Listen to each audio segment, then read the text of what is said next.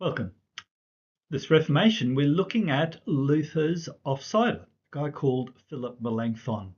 He's not as well known, but he's a vital part of the Lutheran Reformation. Let's explore that. Early childhood, his father was an elite blacksmith. He was actually the armourer to the emperor, who was German at that time. Unfortunately, he drank water from a poisoned well when Melanchthon was about 7 and was just in poor health for the next 4 years of his life. And when Luther was about 12, he lost both his father and his grandfather very close together. He was helped to be raised by a very academic uncle, a fine scholar, and Melanchthon turned out to be brilliant academically. So he had his BA by the time he was 12 from the University of Heidelberg. He wanted to do his master's there. There was no way they were going to have someone that smart showing them up. So off he went to Tübingen to do his master's. Known throughout the academic world of Europe, and in 1518, a year after Luther posted his 95 Theses, Melanchthon is a professor of Greek at Wittenberg. You can see a statue there today, and you can visit his house, which is a museum just a few doors down from Luther's big museum. The Luther Museum got totally outfitted and set up in 1917 for the 500th anniversary of the Lutheran Reformation. Melanchthon's house is still being restored, but it's well worth a visit. And if you go at Christmas time, Melanchthon won't be, and Luther won't be the only statues you see. So they were a great team. Luther was older, but Melanchthon was vital for what was done. And Melanchthon picked up that whole Lutheran teaching of justification by faith, the focus on what Christ does for us, and the gift of imputed righteousness.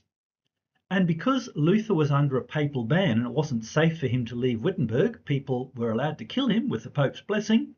So was Melanchthon, who was the spokesperson and negotiator for the early documents of the Reformation. And using his academic skills, he taught theology in a new way, not a medieval way, and had a theological workbook that was based around topics that was used for the next 100 years.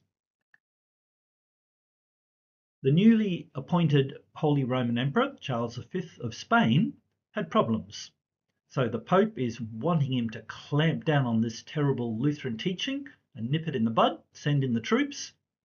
But the Turks were also threatening Vienna, so he needed all his German allies, princes, he needed their troops to help fight off the Turks. So he had to be nice to the Lutherans. So he called for a meeting at the German city of Augsburg in 1530, and Melanchthon was the one who put together the official Lutheran writing, which became known as the Augsburg Confession. Here's what he wrote about justification by faith. Also, they teach that people cannot be justified before God by their own strength, merits, or works, but are freely justified for Christ's sake through faith, when they believe that they are received into favour and that their sins are forgiven for Christ's sake, who by his death has made satisfaction for our sins. This faith God imputes for righteousness in his sight. And he quotes Romans chapters 3 and 4. He had a crap marriage, literally, because he was married to Katharina Krupp. They were both 23 years old. Luther certainly pushed them into getting married. She was the daughter of the previous mayor of Wittenberg, and Luther was worried that Melanchthon was far too much in his books and didn't get out and about. He thought marriage would do him good. They had 4 children, 3 of whom survived. And the oldest one, Anna, before we get to Anna, and Melanchthon was quite a hands-on dad, which was unusual for that time. One visiting scholar came to the house by arrangement for an evening meeting, and there's Melanchthon sitting down. He's got his book in one hand, and with a foot he's just rocking the baby in the cradle on the floor, and the academic discussion goes on without any hindrance from the baby. So he's a good hands-on dad. One sad thing for both of them as parents, when Anna was 14, somehow or other she was allowed to be married to a 28-year-old poet. not unknown to the family because he'd actually boarded with the family for a number of years. Anyway, he immediately took her off. She had her first child at 16. She ended up giving birth to 6 children, the last one when she was 24, and shortly, a few weeks after giving birth, she died.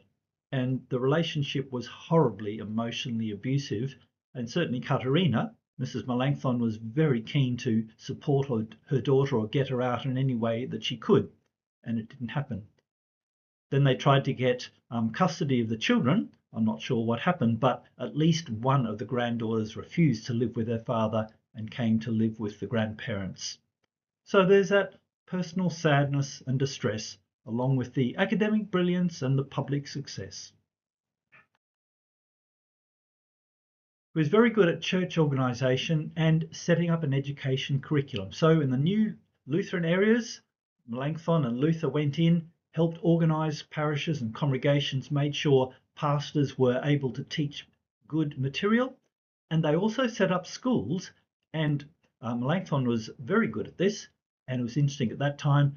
They strongly said both girls and boys need to be educated, not just to be good citizens, but also then to be able to read the scriptures for themselves. Melanchthon was a very peaceable person. He was a reconciler, hated conflict, not like Luther, who was quite happy to go in boots and all at times. And later, after Luther's death, then there were issues, and sometimes Melanchthon was accused of softening the gospel or selling out.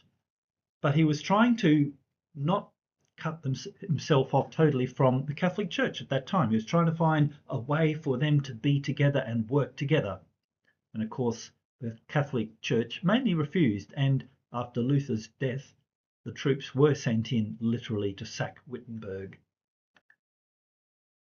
So there's Philip Melanchthon and his wife Katerina. Obvious gifts and talents and abilities, prodigious academic skills. But that deep personal faith and loving the gospel of good as good news, the imputed righteousness that God grants us through Christ. He had a strong partnership with Luther. They complemented each other, and Melanchthon was vital for the success of the Reformation. There's the issues of his family, that deep pain and distress of their eldest daughter, and along with that, the personal faith and maturity. I hope that you've learned something interesting about an relatively unknown figure today who was very important and vital in the Lutheran Reformation.